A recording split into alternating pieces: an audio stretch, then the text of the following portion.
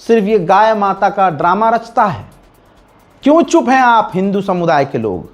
ये जो हिंदूवादी संगठन हैं, ये गाय माता के नाम पर जो जुल्म और सितम करते हैं मुसलमानों पर, इंसानों पर, क्यों चुप हैं?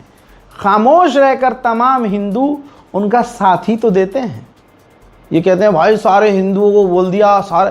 अरे भाई आप हक पर हो तो आप बोलो ना भाई कि भाई हाँ, बहुत लोग हैं जो हिंदुत्व नाम का इस्तेमाल करके, प्रभु श्री राम का, हनुमान जी का नाम इस्तेमाल करके जुल्म करते हैं, लोगों पर अन्याय करते हैं और ख़ुद को आप राम भक्त भी कहते हैं। बहरहाल भारत को बड़ा झटका एक और ये लगा है कि भाई 20 साल बाद जापान ने भारत को झटका देते हुए भारत के आम के इंपोर्ट पर बैन लगा दिया है। कहानी सिंपल सी है। वजह यह बताई है कि जो भारत के आम हैं उसकी जो सप्लाई होती है साफ़ सुथरी नहीं होती, उसके साथ जो मक्खियाँ आती हैं वो जानलेवा हैं, जापान की कृषि को बर्बाद कर सकती हैं। कई बार भारतीय एक्सपोर्टर्स को निर्देश दिया गया जापान के द्वारा, लेकिन रिजल्ट ज़ीरो रहा।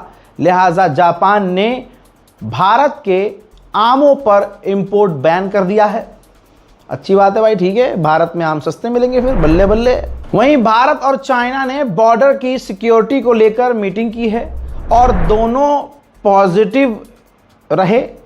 जो इसका रिजल्ट रहा है पॉजिटिव रहा है। बातें क्या क्या हुई हैं, झूठ क्यों बोलना भाई, सामने नहीं आई हैं, लेकिन इतना क्लियर पता है कि दोनों ने शांतिपूर्वक बात की है और शांति बनाए रखने के लिए दोनों सहमत हैं। रशिया भारत को फाइटर जेट ले, मिसाइल ले, रॉकेट ले, टैंक ले, सबके ऑफर दे रहा है, लेकिन आप देखिए कि एक डरा हुआ आदमी रूस से तेल तो छोड़ो, कोई एक झाड़ू भी खरीद नहीं रहा है। यहां तक कि ये रिपोर्ट देखिए, अब भारत को अपने सुपर टैंक T-90, T-72 के बाद अब फ्यूचर टैंक भारत को ऑफर कर दिया है, जो एडवांस टैंक वो बना रहा है। सवाल फिर वही है, जो अमेरिका के डर से रूस से तेल नहीं ले रहा वो हथियार लेगा क्या? कमाल यही है कि हमारे मुल्क में कमाल होता रहता है। अभी नीट का कमाल हुआ, एग्ज़ाम लीक हुआ, सारे हिंदुओं का नाम आया, कोई मुसलमान नहीं।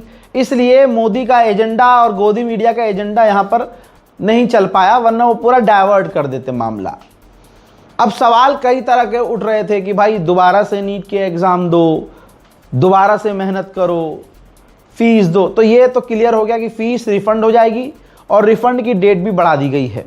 भारत के रक्षा मंत्री के घर, राजनाथ सिंह के घर मीटिंग हुई नीट को लेकर और फैसला हुआ कि जब दोबारा नीट का पेपर होगा तो भारतीय वायुसेना नीट का पेपर जो है दिलवाएगी, उसमें तैनात होगी और मतलब क्या करेगी, फाइटर जेट में बिठाकर एग्ज़ाम लेगी या अपने बेस पर ले जाएगी बच्चों को कि चलो यार बेस पे एग्ज़ाम देना, मुझे नहीं पता क्या BSF या दूसरी फोर्सेस तैनात होती थी तो पेपर जो लीक हुआ क्या उनकी गलती थी कि आपने एयरफोर्स को इस काम पे लगा दिया?